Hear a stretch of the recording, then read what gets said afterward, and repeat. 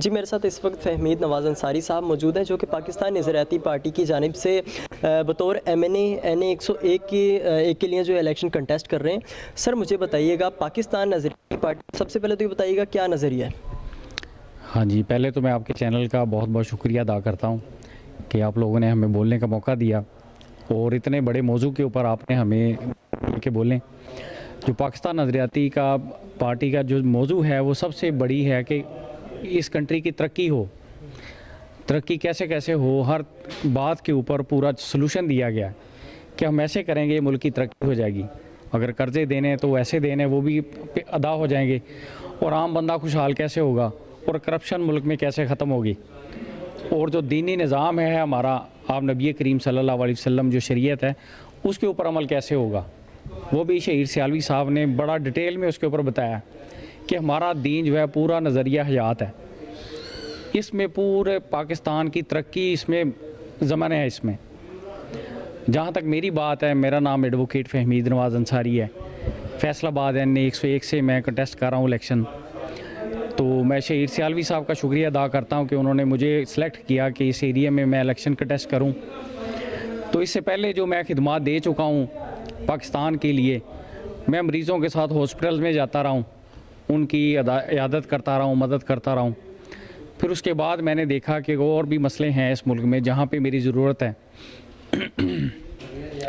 तो बतौर मैं एडवोकेट मैंने फिर देखा कि मैं कहाँ कहाँ इंसानियत की मदद कर सकता हूँ।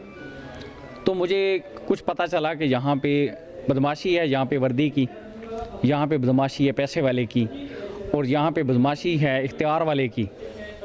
तो मैं इन तीनों की बदमाशी देखी है डिस्ट्रिक्ट जेल में फैसलाबाद गया।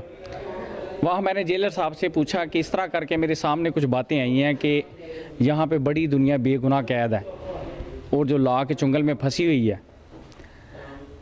तो मैं एज एन एडवोकेट मैं फ़ी सबिलिल्लाह उनके केस लड़ूंगा।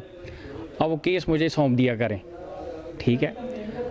उन्होंने बड़ी खुशी का इजहार किया उस वक्त, और कॉफ़ी बड़ी उन्होंने कहा जी हम सिर्फ स्पेशल लोगों को पिलाते हैं, यहाँ पे तो पहले वकील आते हैं, वो तो हमारे ऊपर FIR करवाने के लिए बातें करते हैं, आप कैसे वकील हैं जो यहाँ पे ऐसे काम करने के लिए आ गए। तो मेरे कैरियर जो 12-13 साल की जॉब है, ऐसा बंदा मैंने नहीं देखा। तो मैंने कहा जी मैं कोई बंदा नहीं हूँ, ये अल्लाह ताला ने सारे काम कराने होते हैं, ये तो अल्लाह ताला की मेहरबानी, उन्होंने हमें सेलेक्ट कर लिया। तो तकरीबन 2.5 साल में हमने कोई 58 कैदियों को रहा करवाया है। और अभी भी बेशुमार मैंने दोस्तों से जाके चैम्बर टू चैम्बर ये बात डिस्कस की कि आप लोग जाया करें, अपने कीमती टाइम में से आधा घंटा 10 मिनट किसी गरीब की, किसी ज़रूरतमंद की मदद कर दें, क्योंकि आपकी ज़ुबान हिलाने से किसी की ज़िंदगी बच सकती है। अच्छा सर, मुझे बताइएगा, बतौर एक आप पॉलिटिशियन जो कि कंटेस्ट कर रहे हैं MNA की सीट पर, मुझे बताइएगा पाकिस्तान नज़रियाती पार्टी की जानिब से आपने जो एक विज़न है आपका $100,000 का, वो क्या है? उस हवाले से थोड़ी सी आगाही पेश कीजिएगा। जी, जब मैंने देखा कि ये काम करते हुए तो चीज़ें कुछ सामने आई कि मुझे पता चला कि यहाँ पे नॉन पेमेंट का कानून है कि पैसे इतने देंगे, दिए भी गए और दिया भी कुछ नहीं। और मैं देखता हूँ 76 सालों में पाकिस्तान की हिस्ट्री में इसके ऊपर कोई काम हुआ ही नहीं।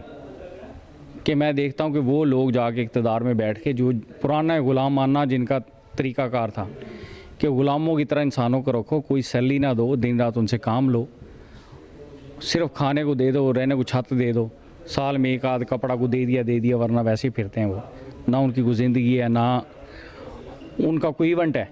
यानी अब उनकी ज़िंदगी डिमोलिश है, कहें कि पैदा होना ही उनका इस ज़िंदगी में उनकी तबाही है। तो मैंने देखा कि दुनिया में क्या हुआ है और हमारे पाकिस्तान में क्या हुआ है।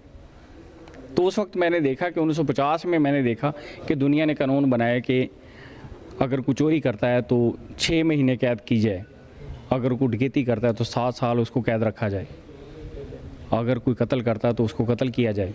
ये स्टेट की जिम्मेदारियाँ हैं।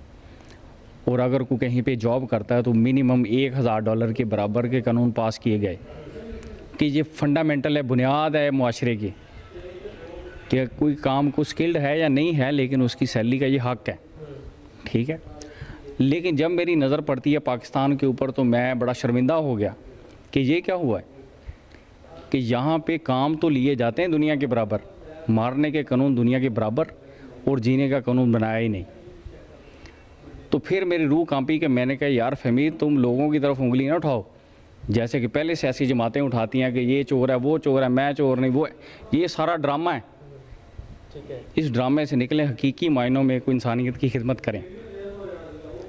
मैंने फिर ये 2 साल पहले से इसके ऊपर अलानिया तौर पे काम शुरू किया कि कम अज़ कम हुकूमत पाकिस्तान से मुतालबा किया कि कम अज़ कम $1000 के बराबर माहवार तनख्वाह का कानून पास किया जाए।